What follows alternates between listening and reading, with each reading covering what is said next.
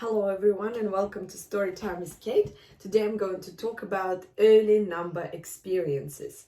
We're going to unpack what numeracy is, and I'm going to introduce two of my favorite resources: number line and table, 100 table, similar to Montessori 100 board. So numeracy is a very important skill. Yes, but we need to define it first. According to EYLF, or Early Years Learning Framework, which is a curriculum framework of Australia, numeracy is defined as capacity, confidence, and disposition to use mathematics in daily life. So as you can imagine, that numeracy is very practical skill. It's one of the most important skills, and it's also how children make sense of the world. Number sense applies to other mathematical strengths such as measurement, so we need to know numbers when we measure, geometry, probability, and statistics. So as you can imagine, if child doesn't develop a good number sense, they will not succeed well in measurement, geometry, probability, statistics. So it might actually stall their development in all the other areas. So these are the foundational skills. Spatial sense, structure, pattern, number, measurement, data, argumentation, connections, and exploring the world mathematically are the powerful mathematical ideas children need to be numerate. So that's from our framework again. So early childhood teachers and educators need to know the framework document in Australia. So it's on page 38.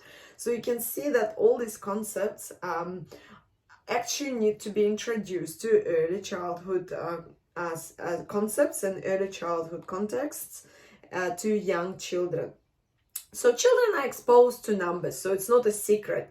So we do sing a lot of songs about numbers. For example, 1, 2, 3, 4, 5. Once I caught a fish alive. We count children's fingers, which is really a good precursor to rational counting. We point out at numbers that children might see inside the house, in the shop, on any kind of print-based resources such as books, magazines, etc.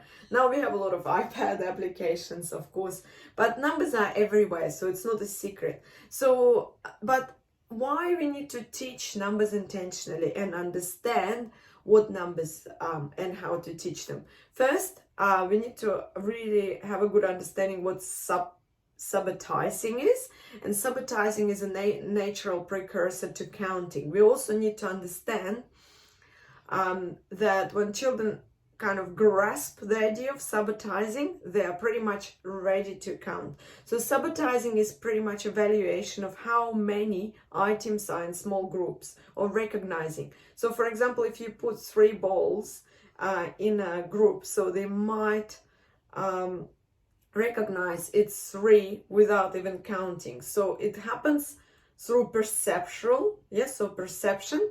And infants as young as 4 months are able to understand the difference between 0 and 1, 1 and 2, 2 and 3 objects. Yes, so that's a really interesting research, so you can Google it.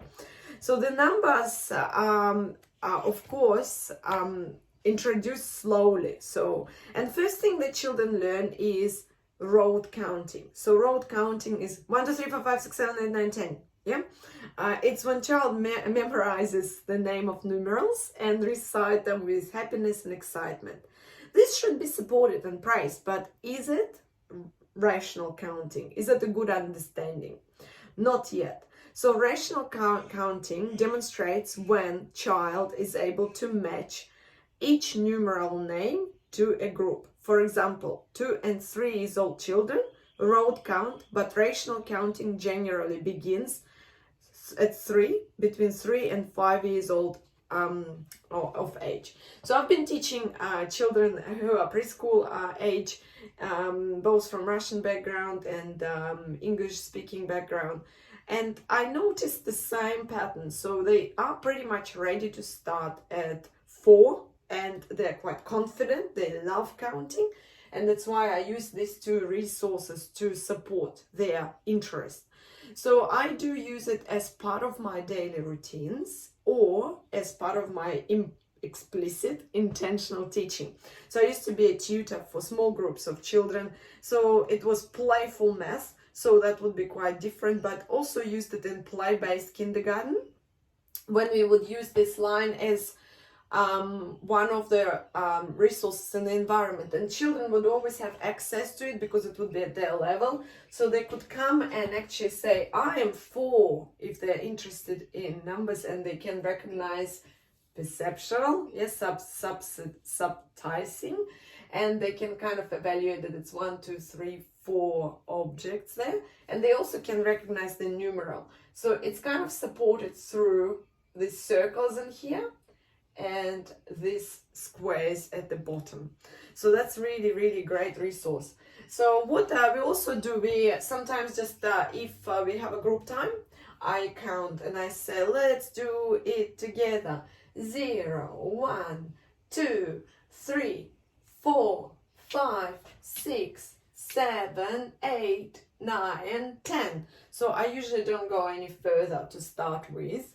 And then we can go through our body to introduce this idea of numerals by using their bodies. Yes, so children are really kinesthetic learners. So what we do, we go down like this and we go 0, 1, 2, 3, 4, 5, 6, 7, 8, 9, 10. And then we go down 10, 9, 8, 7, 6, 5, 4, 3, 2, 1, 0. So it's a lot of fun. Children love doing it, especially if you give them a stick, which is safe stick. So I use special wooden dowels.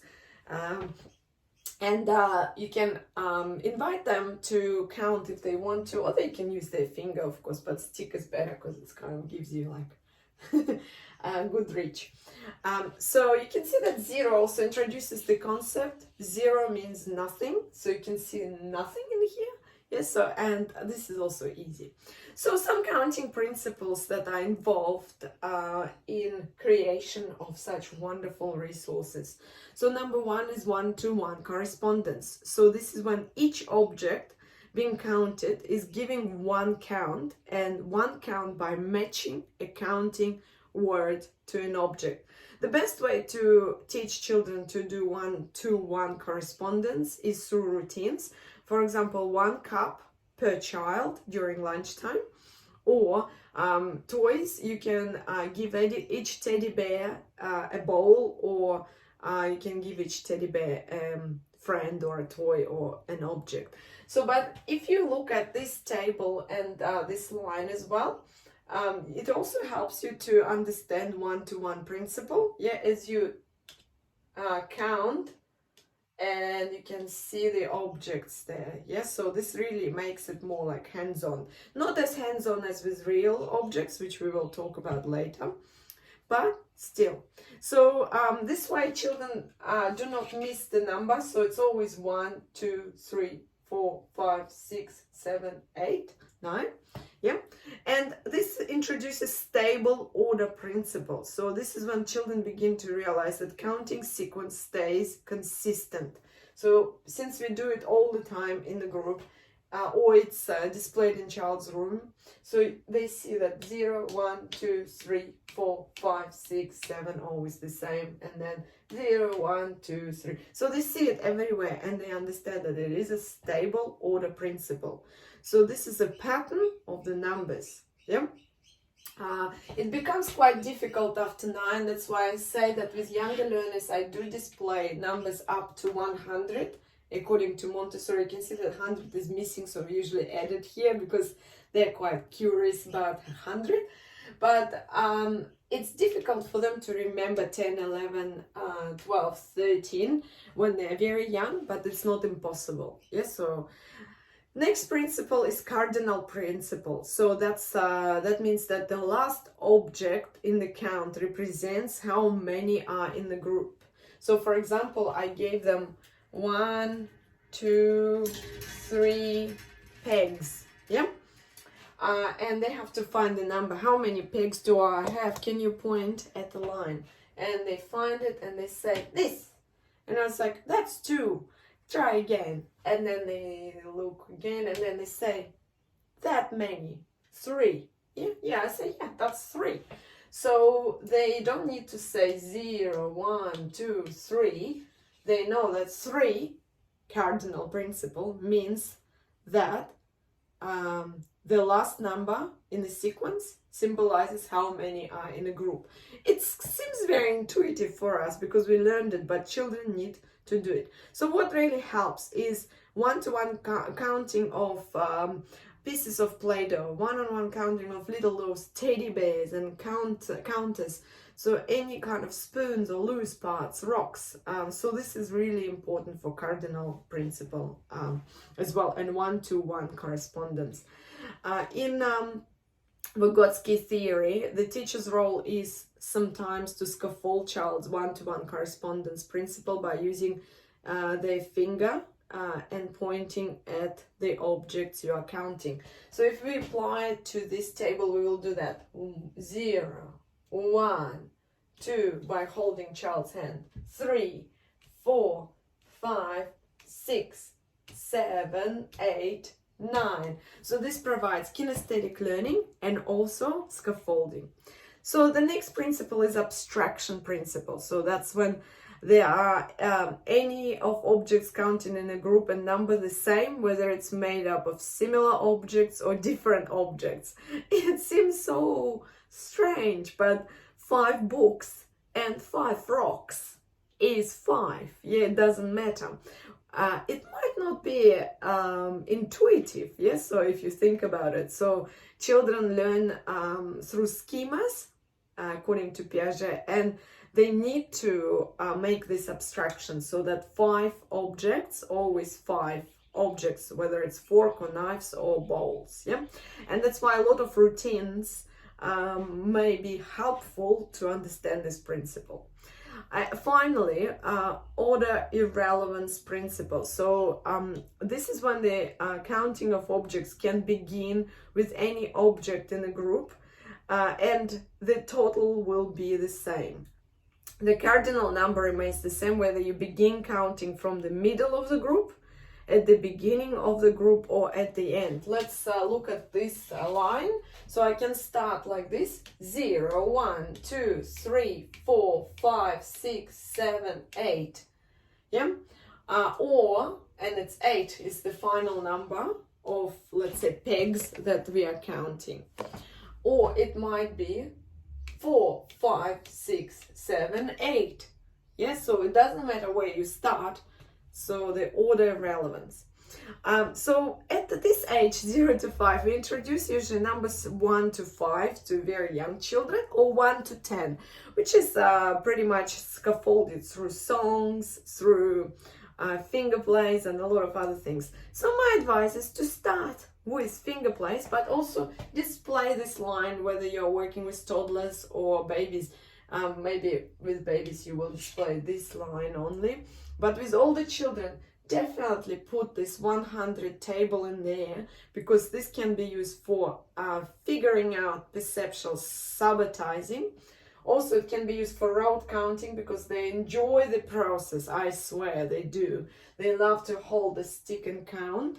And also they like to recognize numbers that are significant for them. I'm 4. That's me, my number, 4.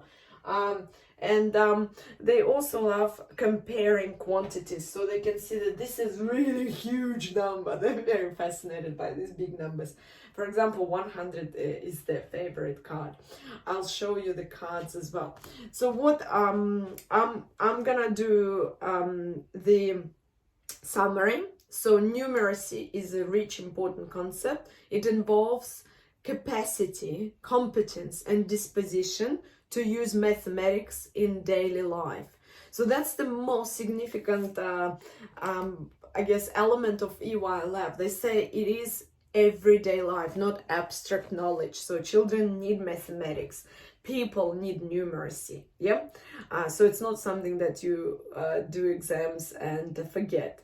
So children also are effective communicators, and according to Reggio Emilia, children have 100 languages. Numeracy, numbers, is one of the languages of the child. Yes, so and they use language to communicate thinking about qualities. Yes, so for example, by describing things, and also quantities. So they describe attributes of objects, collections, and explain mathematical ideas. You can find this reiterated in the EYLF or Early Years Learning Framework, page 40. So next session, we're gonna talk about practical exercises that are linked to this line. So I'll also show you wonderful cards that I have. So the number cards, and how I'm using this table with children to teach them math. Thank you for listening. Please subscribe and click like.